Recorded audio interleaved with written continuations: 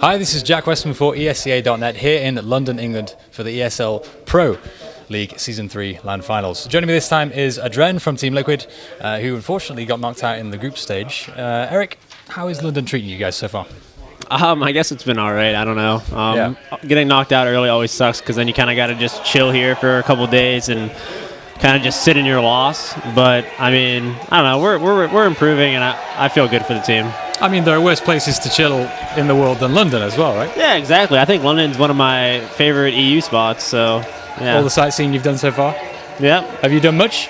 I mean, I've been here before, so. All right, okay. But this time, no, not at all. Okay. But you've seen, presumably when you came last time, you saw Buckingham Palace, all that stuff. Yeah, we saw Big Ben and Buckingham, and I forget what else. All the important stuff. We've also got Spencer Hiko Martin, King of the Trolls, throwing stuff on the table.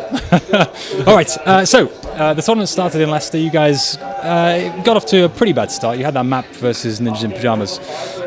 Again, I forget what the lead was. It was like 15-10 or so, 15-8? Yeah, maybe it was 14-2. 14-2, because you won the pistol round on the second half. We and did, then still lost it. Yeah. So. That's got to hurt. Oh, yeah. It's kind of yeah. I thought we got all of our choking out at MOG Columbus because we had two really big chokes there. And then after this, it was like, I can't believe this is actually happening again. Like, I can't believe we're actually going to possibly lose this. But actually, like, during the match, I would say everyone was pretty chill. There wasn't, like, any tilting. Like, no one, like, yelling at each other. So I actually thought the team environment was good while we were losing. And while they were making their comeback, I thought it was actually, like, we were fine. We were like looking for openings, like what can we do to win. So I don't know why we couldn't close it, but I don't know. I guess we have to look back at the demo and just kind of tear it apart and see what we can improve. So I think Kiko said in a separate interview that you guys have like a mental block in these games now, probably starting with the major.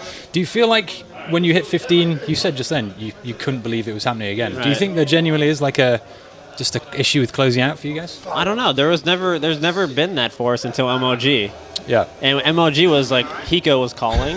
Yeah. We had s1mple and we had James there, and now we switched out two people. I'm in-game leading this time. So it's not like it's the in-game leader's fault or like, I don't know. I just think, I'm not actually sure what to pinpoint. All right. But there's just some issue. So you say you're at IGL. A lot of people were kind of concerned because when you were IGL before, people would said you weren't fragging quite as much, and then at the major you were fragging, and you know adreN was all over the place. Yeah. Why did you decide to step back into that IGL role? Actually, we boot camped in LA for like a week before DreamHack Austin, so like a couple weeks ago. And while we were there, Hiko was in-game leading for a couple of practices, and then like in the middle of our boot camp, the team just decided to go back to me because I don't know, I just felt. We had like a different coach there that kind of was watching our games and just like seeing how we interact with each other. And he said like I should probably in-game lead just because, I don't know, I give a lot of input and it just like, it felt more natural because like Spencer is like, hasn't really ever done it. So like, I don't know, it just makes sense for me to be doing it. Do you like being IGL?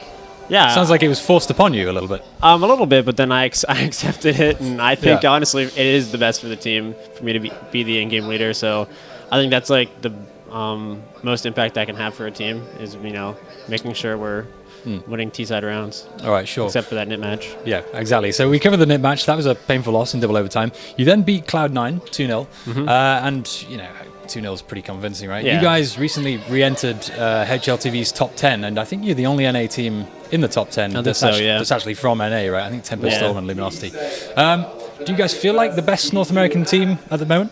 I'm assuming you're not including like Luminosity. Not the Brazilians. Like the true NA. Yeah, exactly. The purebloods. Yeah. I would like to say we are. Yeah. I'm not sure like if it's like definitely we are, but I mean we beat Cloud9 and Cloud9 beat CLG, and we beat CLG at the major. Okay. So I think CLG and Cloud9 are the biggest competition in NA. So I'll say right now I think we are. Okay, you've got everybody else's number that you play against. Yeah. Does having the Brazilians to play against in North America, because I remember when you were on Team Dynamic, you know, back in like 2011, and we would talk about Counter-Strike Source, and you guys always said we just can't practice in North America, it's impossible. It must be better now, right? You've got all these Brazilians moving over. Yeah, I mean, it's definitely better. I think it's actually good that there's a team in NA that's actually beating everyone because it makes us want to have a harder drive, because before we'd be top NA and just chilling, and then you'd only get the high competition when you come over to EU. So exactly, yeah. For them being there in the States, I actually think it's been helping a lot, and everyone's taking it more seriously, more hours, more practice. It's getting good. It's not like you did badly on Team Dynamic, right? You finished third at a couple of. No, yeah, you guys came to like Copenhagen Games. Good. Yeah. So we played pretty well. So yeah, do you feel like? I don't know. Do you feel like you're a more mature player? Because it's hard to compare the two scenes, right? Because they're so disparate in time. Yeah. But I don't know. Have you grown in the last 5 years? What makes you more valuable to this roster now? Yeah, you personally. Yeah. I mean, I think it's I think Counter-Strike, a lot of it comes down to experience. Honestly, there's not much of a difference in terms of skill between the players. So it really comes down to high pressure situations where people can, in the back of their mind, know what to do and the right situations and whatnot. So I don't know. I think I play very well under pressure, and I don't know. I think that's the younger players coming in like Kusta. He has trouble making like some sort of decisions. So I think the more he's going to keep playing over here, the better he's going to get as well. So I already see improvement in him. So. Yeah. Do you try and coach the younger players when you come across them now that you're a little bit older yourself as a player? Yeah, definitely. I definitely try to give my input, what they should be doing, shouldn't be doing. Yeah, definitely. Okay, well, speaking of, you mentioned high pressure situations gone amiss. You did lose to Fnatic in your last group stage game, the decider. Yep. That was 2-0. They're playing without Olaf. You had there aren't many more chances like this. You had a huge opportunity to beat Fnatic. Yeah. What went wrong for you guys in that game? Yeah, we started off playing Cash, and we played the Cloud9 BO3 earlier that day, and then we had a little break, had some pizza, and I feel like we got into the Cash match with just very low energy. Right. There was not enough talking, not enough communication between the guys, and just no one was stepping up and being a leader. So we kind of just got we were just getting beat, and no one really cared about it. It wasn't until map 2 that we actually woke up and we're like, hey, let's fucking give a good fight here. Yeah. So map 2 went really well for us. We're getting better on Mirage, but I really think the first map came down to just the team had low energy and just I don't know, we weren't fully there, I think. Right. Okay. And just talking about your recent history as a team, there's this whole thing with s1mple. And, you joined the roster for a while. You and he famously didn't get along too well, or at least that's how people perceived it. Yeah.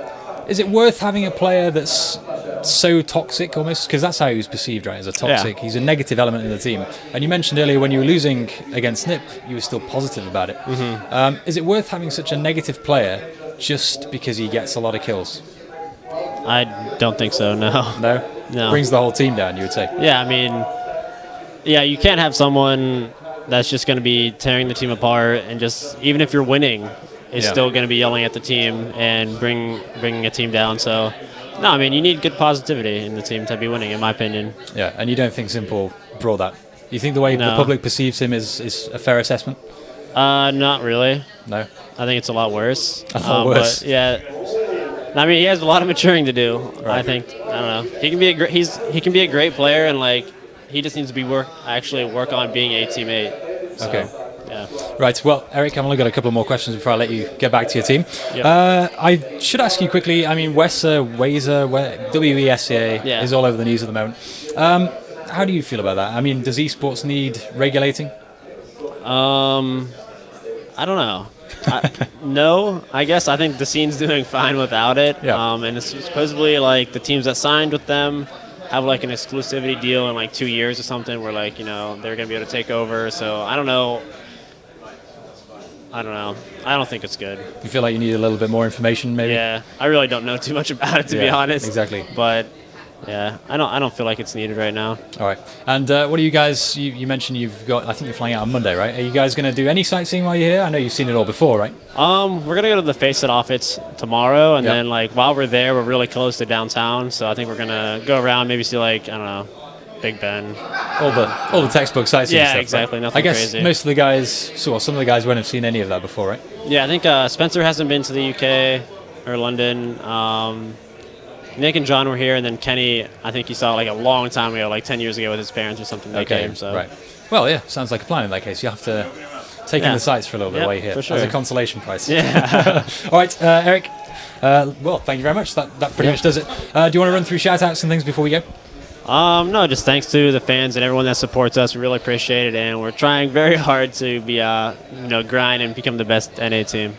All right, well, thank you very much. Thank you. Commiserations / congratulations. You still made the finals, right? So, yeah, why not? Yeah, take the good with the bad. Yep. All right, for everyone at ESEA.net, thank you very and a Mars bar courtesy of Hiko. Guys, thank you very much for watching, and stay tuned for the ESEA YouTube for more coverage here in London, England. Bye.